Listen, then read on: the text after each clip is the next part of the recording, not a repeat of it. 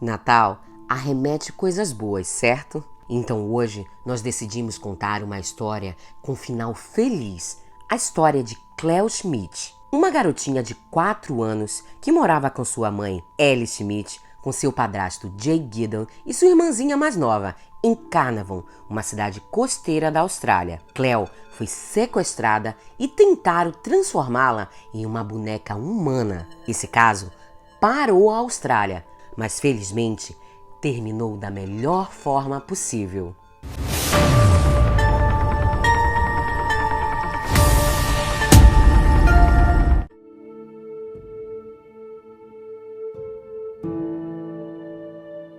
Olá, meus amores, tudo bem? Eu sou Mirla Prado e quero dizer que eu estou muito feliz por ter vocês aqui em mais um vídeo.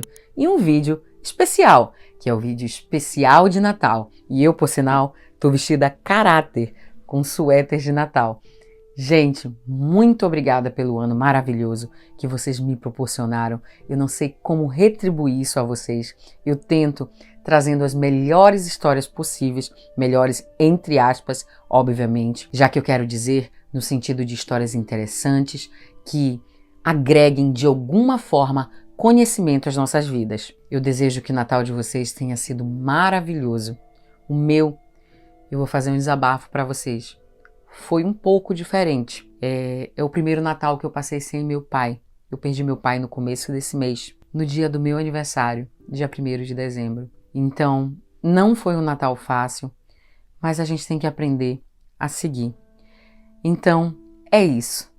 Antes de eu ir para a história, eu quero fazer aqueles pedidos para vocês. Se você ainda não for inscrito no canal, se inscreve. E se já for e não tiver ativado as notificações, ativa, para você não perder nenhum caso sinistro a partir de agora. E se puder, deixa o like logo agora no começo do vídeo, vai? Isso me ajuda muito a produzir mais e mais vídeos para vocês. Agora, bora para a história.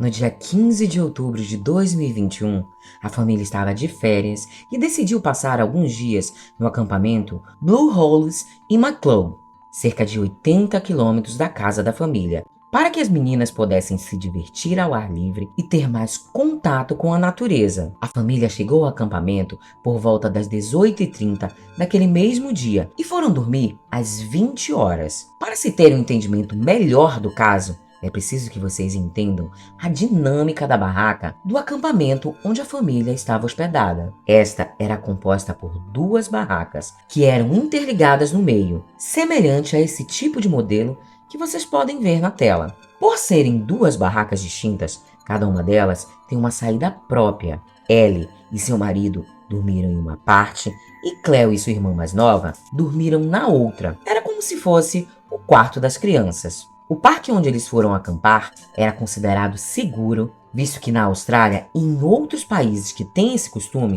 parques são feitos propriamente para isso, trazendo um pouco de conforto e segurança em meio à natureza, já que estes possuem segurança própria. Por volta das 1h30 da manhã, Cleo acordou sua mãe pedindo água e após beber, ela voltou para o saco de dormir ao lado de sua irmã.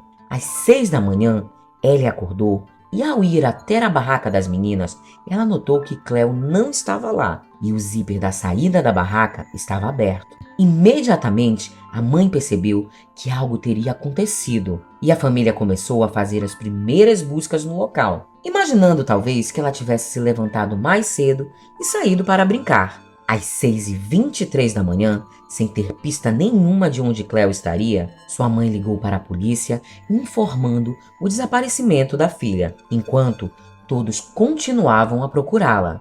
Às 7h10 da manhã, diversos policiais chegaram na área, incluindo uma equipe forense para que eles pudessem averiguar os acontecimentos. Um perímetro em volta da barraca da família foi estabelecido e toda uma busca minuciosa por pistas foi feito. E foi nesse momento que eles notaram algo muito importante e passaram a ter ideia do que de fato havia acontecido. O zíper da barraca estava aberto, mas estava aberto numa posição muito alta, uma altura que Cleo, de 4 anos, não seria capaz de alcançar, indicando assim que alguém havia aberto e tirado ela de lá entre as 1h30 e 6 da manhã. Uma busca gigantesca foi feita em toda a área. Amigos e familiares ajudavam nas buscas a pé. Helicópteros e drones vasculharam pelo ar. E mergulhadores, junto com barcos, vasculharam o mar que era relativamente perto. Imaginando assim que talvez ela pudesse ter ido até lá. Cães farejadores também foram usados nas buscas durante 4 dias. Em minutos, a notícia de que uma garotinha de 4 anos havia desaparecido e que provavelmente havia sido sequestrada se espalhou por toda a Austrália. E cerca de 2 horas depois, e por volta das 9 horas da manhã, já haviam voluntários de todos os lugares para ajudar nas buscas por Cleo. Um bloqueio no parque de acampamento foi feito pela polícia, que pegou os nomes e endereços de mais de 100 pessoas que estavam acampando naquela noite. Eles também colheram depoimentos para saber se alguém havia visto algo diferente durante aquela madrugada. E uma testemunha disse ter visto um carro arrancando por volta das 3 horas da manhã. Diversos detetives particulares, oficiais especializados em buscas, também a divisão de crimes graves de outros estados, viajaram de suas casas de maneira voluntária para ajudar nas buscas por Cleo. A polícia inicialmente chegou a cogitar que a família tivesse envolvida e que possivelmente teria feito algo contra a garotinha. E assim forjaram uma cena de sequestro. Mas uma perícia completa foi realizada na casa da família e mais tarde uma câmera de segurança do parque mostrava que Cleo realmente estava acampando com a mãe e seu padrasto. Após o interrogatório, eles foram descartados. O pai biológico de Cleo também foi entrevistado, mas ele estava em outro estado e teve um álibi confirmado, sendo assim também descartado como suspeito. Para se ter uma ideia do empenho em procurar pela garotinha, policiais vasculharam centenas de sacos de lixos à beira da estrada, percorrendo essa busca por mais de 600 quilômetros. No dia 19 de outubro, 3 dias após o desaparecimento, a mãe e o padrasto deram sua primeira entrevista e fizeram apelos pedindo que as pessoas ajudassem a encontrar a garotinha. Eles também divulgaram fotos do pijama que Cleo usava no momento do desaparecimento. Sem pistas, a polícia investigou o paradeiro de 20 criminosos sexuais registrados na área de Carnarvon, mas não havia prova que fosse cabível a nenhum deles. Em 21 de outubro, foram oferecidos como recompensa a quantia de $1 milhão, cerca de 5 milhões de reais na época, por informações que levassem à localização de Cleo. Essa recompensa, inclusive, foi anunciada pelo primeiro-ministro da Austrália, Mark McGovern. Após isso, a polícia passou a receber milhares de informações e pistas. Eles tiveram que trabalhar muito para poder filtrar e conseguir, de alguma maneira, selecionar o que realmente eram informações úteis e verdadeiras sobre o caso. No dia 31 de outubro, 15 dias após o desaparecimento, o desespero levou os detetives a baterem de porta em porta nas casas que ficavam na região de North West Coast Highway e North Plantations, que eram no raio de 5 quilômetros do acampamento. Eles pediam permissão, entravam nas casas e vasculhavam tudo o que podiam. Locais abandonados e terrenos também foram checados. Câmeras de segurança e também de trânsito no raio de 1.000 quilômetros do acampamento foram solicitadas para que as imagens pudessem ser analisadas por peritos. A Força Tarefa da Austrália, junto com a Polícia Federal, se envolveu no caso, liderado pelo superintendente Rod Ryan. Eles cogitavam que talvez Cleo tivesse sido levada para outro estado, mas eles observavam que, devido à pandemia, um rigoroso controle nas fronteiras tinha sido implantado e que, se fosse o caso, o criminoso teria muita dificuldade para viajar com a garotinha. Nesse momento, a polícia decidiu checar novamente os depoimentos das pessoas que estavam no acampamento e alguns detalhes sobre o carro que havia sido naquele acampamento na madrugada do dia 16. No dia 25, a polícia recebeu uma pista nova sobre o carro que foi visto nas proximidades. E com essa pista, mais detalhes surgiram. Eles conseguiram, inclusive, filtrar as possibilidades de quem seriam os suspeitos. E de alguma forma, que não foi divulgada ao público, a polícia chegou a uma pista decisiva. No dia 3 de novembro de 2021, após 18 dias do sequestro, a polícia invadiu uma casa às 2h49 da madrugada, no mesmo bairro onde a família de Cleo vivia, na verdade, a poucos metros da casa deles. Ao entrar no imóvel, os policiais se depararam com uma cena um tanto quanto aterrorizante. Lá havia um quarto cheio de bonecas. As prateleiras do quarto empilhavam milhares de bonecas de diversos tipos, sendo a maioria delas as bonecas Bratz. Também poderiam ser vistos outros brinquedos infantis, como carrinhos da Hot Wheels, casinhas de boneca e uma mesa com cadeiras cor-de-rosa. O local era totalmente decorado como se existisse uma criança ali. Mas o perturbador era que a casa pertencia a Terrence Kelly, um homem de 36 anos que morava sozinho e não tinha nenhum registro de filhos. Lá dentro, eles se surpreenderam com o inimaginável. Àquela altura da madrugada, uma pequena menina brincando no quarto cheio de brinquedos. Um policial chamado Dawson se aproximou dela e perguntou qual era o seu nome. Ela imediatamente respondeu: "Meu nome é Cleo." Aquele foi um momento de total comoção. Imediatamente, o policial ligou para a família e informou a eles que conseguiram encontrar a garotinha e que ela estava, aparentemente, muito bem. Embora Cleo não aparentasse nenhum tipo de machucado ou maus tratos em seu corpo, ela foi enviada para o hospital para fazer uma bateria de exames e também uma perícia. A verdade é que no momento da invasão, Cleo Schmidt estava sozinha e Terrence não foi encontrado no local. Somente no dia seguinte, dia 4 de outubro, a polícia informou que conseguiu localizar o paradeiro do sequestrador e este já estava preso.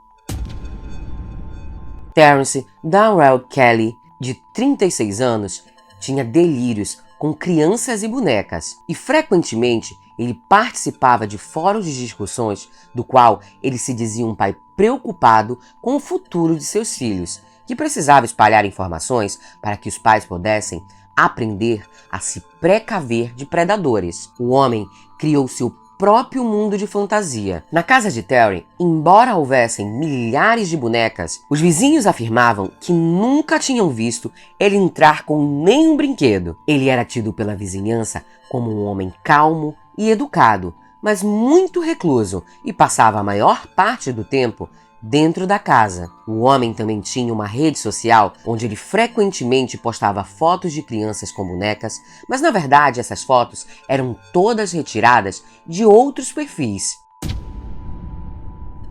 Foi descoberto também que além de sua conta pessoal, Terrence tinha pelo menos mais 4 perfis falsos, e em um deles ele seguia Ellie Schmidt, a mãe de Cleo, e foi dessa maneira que ele passou a criar uma obsessão pela menina e também conseguiu saber onde a família estava naquela noite, para que ele pudesse concluir seu plano. Tudo foi premeditado. Devido a uma postagem que a mãe de Cleo fez naquela noite, ele foi até o acampamento e esperou o momento em que todos do local estavam dormindo. Ele se aproximou, abriu a barraca e convenceu a pequena Cleo que ela tinha que ir com ele para que sua mãe e padrasto pudessem cuidar sozinhos de sua irmã, que estava muito doente. Cleo, inocentemente, foi junto, sem ao menos reclamar.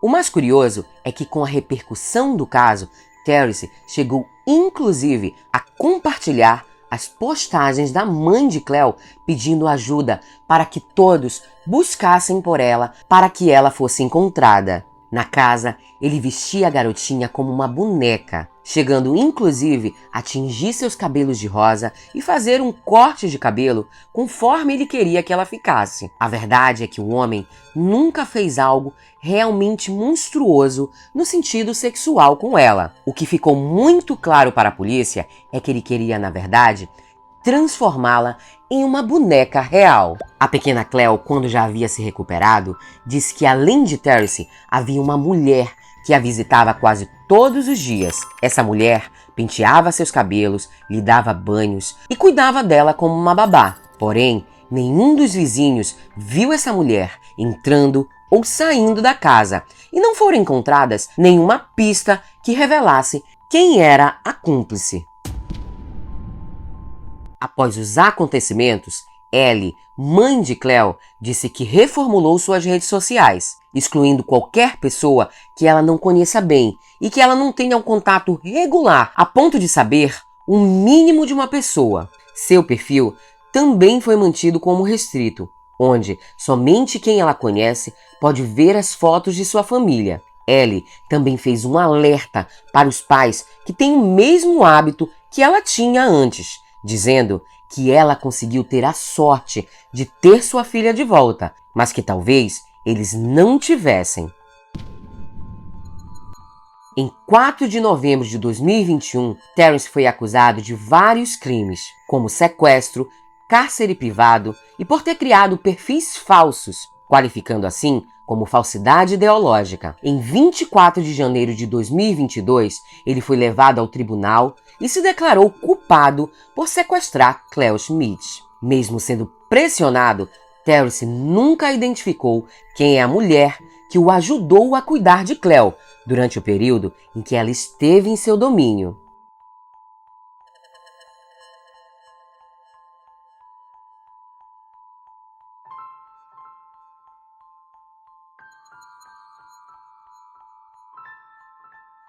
É isso, gente. Esse foi o caso sinistro de hoje. Se você ficou até aqui, aplaude nos comentários para eu saber quem são vocês, os reais aficionados por esse tipo de conteúdo. Recebam toda a minha gratidão, não só pelo vídeo de hoje, mas por esse ano maravilhoso que vocês vêm me dando.